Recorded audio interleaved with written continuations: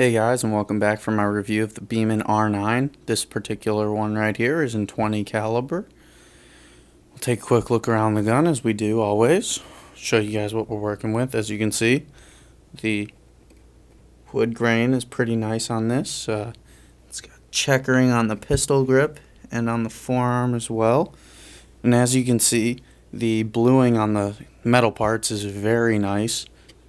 Very uniform throughout, which is very nice. On some of the lower end guns, sometimes you will kind of catch a spot or two where it's not blued quite as nice, and that's something you will not see on a Beeman, especially an R series gun. Up top there, just if you guys are wondering, is a Simmons 44 mag 6.5 to 20 AO scope. Really nice scope. I was wondering if it could take the recoil of a Springer, and so far it has stood up very well. As you can see, I have it in one-piece UTG mounts, and I have this back mount put into one of the stop holes. As you can see, there are 3 stop holes in there, and the third one is right under the mount, so it works very well for me. We'll go over some specifics of this particular gun, and up here we have the front sight and obviously the end of the barrel. The front sight does not come on Beeman rifles anymore, nor does the rear sight right there. Now they have replaced it with a muzzle brake right here. I like the open sights. I really like the option of, if you're not using an optic or you don't want to use an optic, to be able to go open sights on a gun. Sometimes it's more fun, to be honest with you. And the included Beeman open sights are very nice. As you can see, you got a post in here. There, you can see it a little better. So you have the post in there, and it works pretty well. And then you have your rear sight, which has click adjustments for your windage and elevation. Your other one's over here. And the open sights for me on this gun have actually functioned very well, and I have not had a problem with them. So, not complaining there. Another thing is the trigger. That is the Record trigger, world famous, and also very, very sweet to pull. Probably one of the best Springer triggers I've tried, maybe next to, well, I'd put it in the same category as the Air Arms Pro Sport and TX200 triggers for sure. Those two are nice triggers as well, but this one's very adjustable. All you have to do is, turn this screw and see what you got, and it works very well. So, another thing is the safety. This is a automatic safety that pops out when you cock the rifle. So, obviously in this position, if it had a pellet loaded in it, this would signify that it is hot and ready to fire. And when you cock the gun, this piece right here pops out a little bit, and you have to push it back in, which I will show you guys how that functions. Alright guys, so to start out with here, I wanted to talk a little bit about the handling of the rifle. Handles really well. I'll pick it up for you. Handles well. With this scope on it, it's a little bit heavy, but handles really well. Shoulders easily. It's very easy to get a cheek weld on. And one of the things I like most about this rifle is the balance point. The balance point is definitely right about where you would normally put your hand on the rifle, right at the front of the checkering. At least for me. Some people, obviously, this scope changes the balance point up a little bit. But I find that very nice, and it's really easy to apply the artillery hold from this position and let the Springer recoil as it should. So I really enjoy shooting this rifle offhand. Obviously the scope is a little high on magnification to shoot close distances offhand, but regardless, it does handle very well. One of the other things I wanted to talk about were the velocities. What am I doing with this gun? I am shooting these JSB exacts in 20 caliber, obviously, like I said. And these are, I think, 13.4, 13.5 grains, and they're zooming along right at about 695 feet per second. That's a 5-shot average. That's about 15 foot-pounds of energy. Pretty good on target, I would say. My dad has taken birds and a couple rodents out to 25 yards with this rifle, and it is performed flawlessly for him. Obviously, when he hits the target, it does great. I wanted to talk about the background of this gun because some of you guys may be wondering why it has the open sights, because I said the new ones do not come with that. I got this rifle last year for my dad for Father's Day, and it actually came with the open sights because it is from 2008. But the rifle was brand new in box. Well, it was actually on the shelf, but it had never been shot, never really been handled very much, and it was a steal for the price I got. Like I said, it was at a local gun shop, and I have been so happy with this rifle.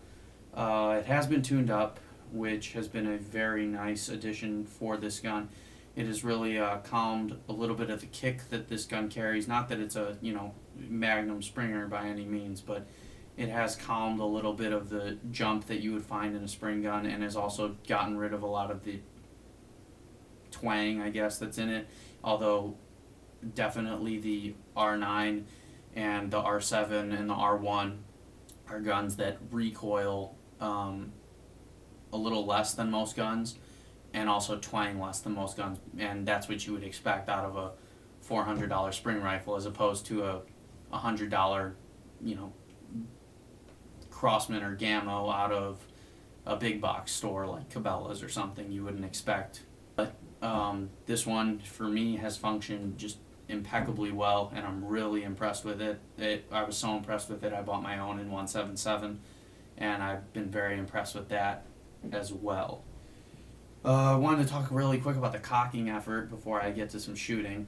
The cocking effort on this gun, I think post-tune is a little heavier than it was, but still, you do not need to slap the barrel to break it open. You can just crack it and pull it back. Yeah, I mean, pretty easy to do. Definitely not up there with some of the Magnum stuff like the Trail NPXL or your Magnum Gammos that are up in the 1400 feet per second area, but these are definitely fairly easy to cock for the power they put out, and again, it's very smooth. If you want to hear it again, that lockup, really good.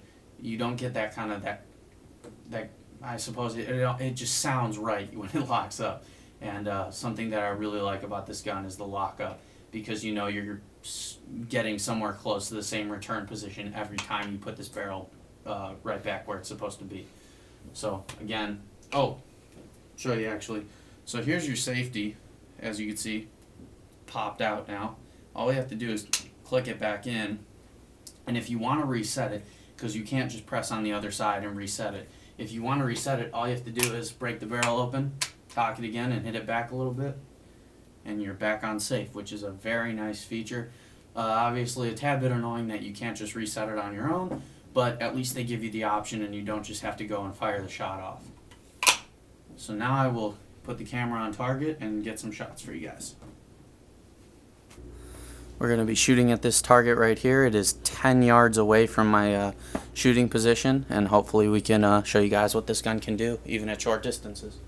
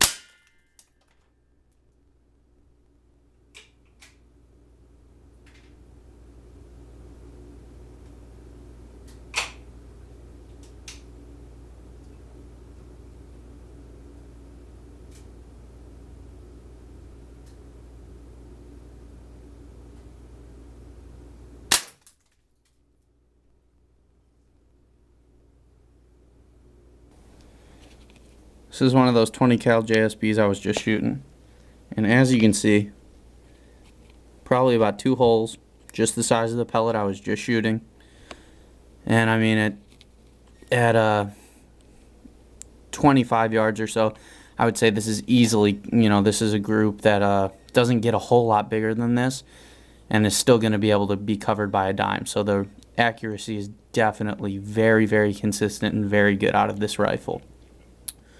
Now I'm going to give you guys a look through the scope real fast, and then we'll wrap things up.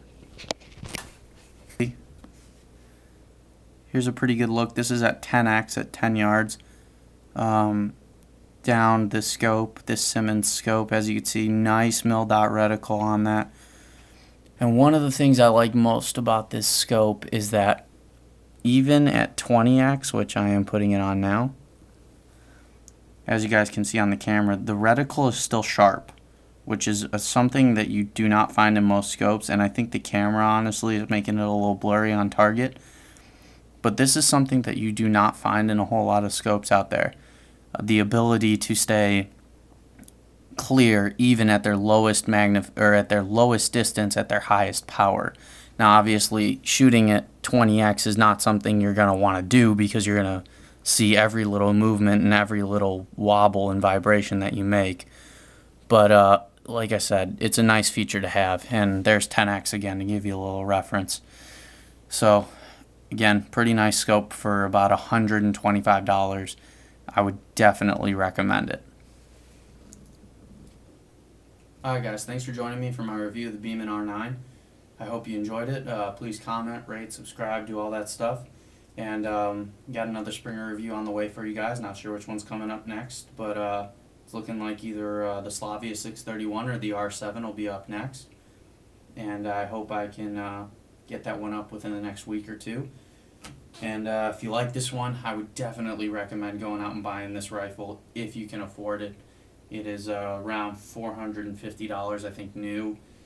If you can afford one new, that's great, but obviously they do pop up on the forums a little bit for sale, or the HW95. It's the same gun, just a little plainer stock. And for sure, make this one of those rifles you have to get in a Springer. If you are really into air guns, this is a rifle you're going to want to have. So thanks for joining, and hope you enjoyed it. Thanks guys.